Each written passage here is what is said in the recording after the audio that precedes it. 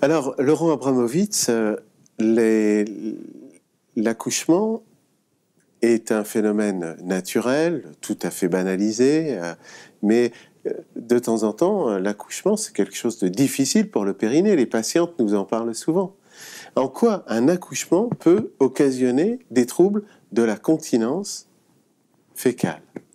Alors c'est vrai que l'accouchement est parfois malheureusement associé, après l'accouchement, à la survenue d'une incontinence anale, donc un problème de perte de gaz ou de matière qu'on n'arrive pas à contrôler.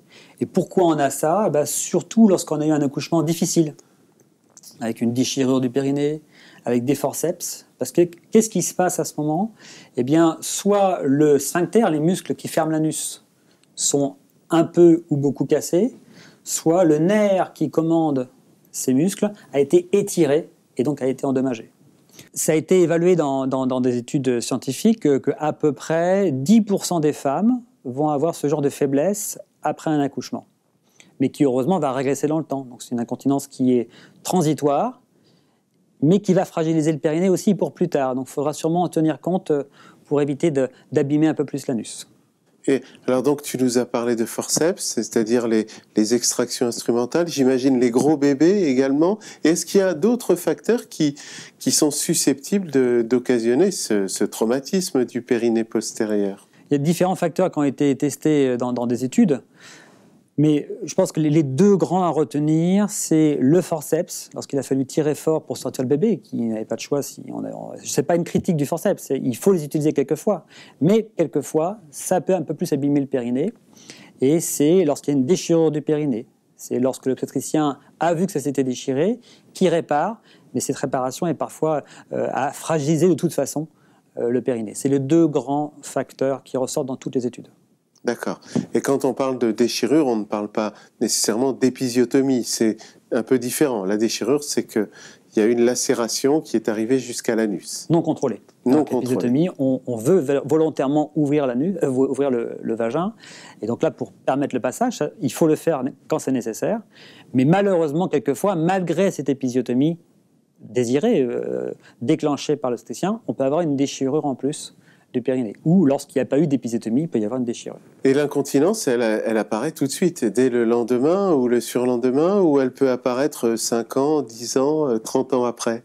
Les deux, en fait. Parce qu'on a soit, le plus souvent, c'est ce que vous dites, c'est-à-dire que c'est une fragilisation du périnée en aigu par l'accouchement lui-même. Donc là, la femme va sentir qu'elle n'arrive plus bien à retenir ses gaz, ou qu'elle commence à avoir des pertes de matière.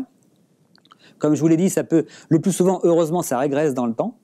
Mais il y a des fois, on a eu cette fragilisation, et puis dans la vie, alors qu'on n'avait pas eu de fuite après l'accouchement, mais parce qu'on a eu une chirurgie anorectale, parce qu'on a été dyskésique, c'est-à-dire qu'on pousse très fort pour la toilette, eh bien, on a une autre fragilisation.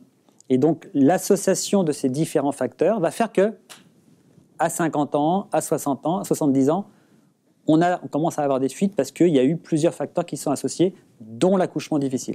D'accord. Bon, reprenons le cas de notre jeune femme qui vient d'accoucher, qui a des petits troubles de la continence, qui ne retient pas correctement les gaz. Que conseillez-vous? D'attendre avant d'en parler d'emblée? Si on pense que ça peut régresser, peut-être qu'il faut simplement être patient, ou est-ce qu'il y a d'autres stratégies à envisager? Je pense que c'est bien d'oser en parler.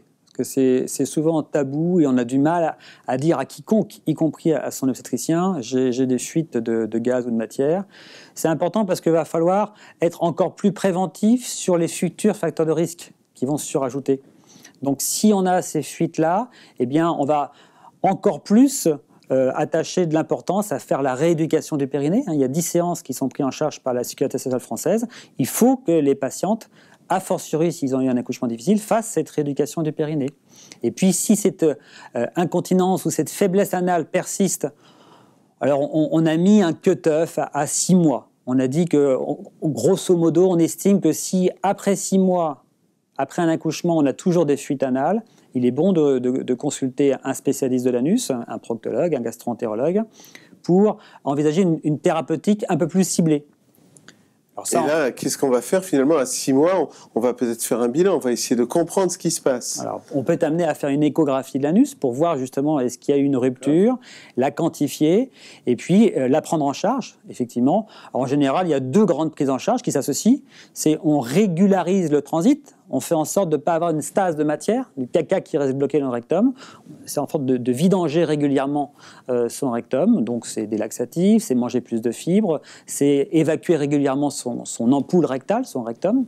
Et puis, on y associe souvent une rééducation de l'anus. On a fait la rééducation du périnée, systématiquement pour tout le monde, mais si on a une faiblesse anale, on va renforcer ça avec une rééducation de l'anus, qu'on appelle de type biofeedback. Très bien. Alors, je vois bien ce cas de figure qu'on rencontre malheureusement de temps à autre, mais j'ai toujours affaire à ma jeune patiente. C'est 12 mois, 18 mois après, elle revient me voir à la consultation. Elle souffre encore de petits troubles de la continence. Ceux-ci ont régressé, mais partiellement. Et elle envisage de mener à terme une autre grossesse. Alors, quelles précautions à prendre avant un nouvel accouchement? Que faut-il lui conseiller? On voit bien à travers cet échange toute l'appréhension que peut avoir cette jeune maman. C'est une vraie question qui survient de plus en plus fréquemment. Est-ce que le fait d'avoir eu un accouchement difficile va modifier le mode d'accouchement du deuxième? Oui. Est-ce qu'il faut faire une césarienne pour protéger le périnée? Oui. On n'a pas de réponse scientifique très claire à donner. Je pense qu'il faut informer la patiente des différents risques des 2 modes d'accouchement, de la voie basse et de la césarienne. Et pour être avoir le plus d'outils pour cette réflexion et faire ce choix, qui en général se fait à 3, avec l'obstétricien ou la sage-femme, la patiente et le proctologue qui peut aider. Il y a un outil qui est utile, c'est de faire l'échographie endo-anale. On met une sonde dans les fesses à la sortie de l'anus et on va mesurer, on va quantifier et voir s'il y a eu une rupture du sphincter anal, le muscle qui ferme l'anus. S'il n'y a pas de rupture, en général, on va plutôt être amené à laisser faire la nature et à coucher par voie basse. S'il y a une rupture, je ne dis pas qu'il faut le faire à chaque fois, la césarienne, mais je pense que c'est un argument pour discuter la césarienne, donc à mettre dans la balance, dans la réflexion. Donc il y a un peu plus à faire de césarienne si on a une rupture du sphincter. Et alors, qui prend la décision? C'est la patiente? C'est souvent pas l'obstétricien? C'est souvent pas le proctologue? C'est difficile. Mais non, mais voilà, vous avez fait la soustraction. C'est-à-dire que si c'est pas le gynécologue, si c'est pas le proctologue, je pense que la femme a beaucoup à dire dans cette histoire.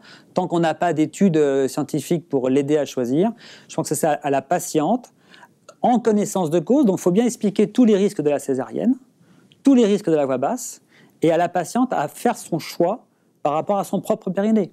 Est-ce que je suis prêt à prendre un risque d'incontinence anale parce que je vais accoucher par voie basse et que c'est naturel pour moi et que pour moi c'est important de vivre ça. Souvent les patientes me parlent de l'échange qu'ils ont notamment avec leur époux. Il faut qu'il soit à mes côtés, il faut qu'il ait le bébé à côté de lui au moment où il va arriver. Et où est-ce que... Non. Pour moi c'est un enfer, cette idée d'avoir une perte de gaz ou de matière. Et moi, je veux prendre le moindre risque possible d'incontinence anale et je veux une césarienne. Je pense que c'est une demande qu'il faut vraiment écouter à l'heure actuelle. On va terminer sur ce mot de conclusion qui est clair, optimiste et tout à fait pragmatique. Je vous remercie beaucoup. Merci.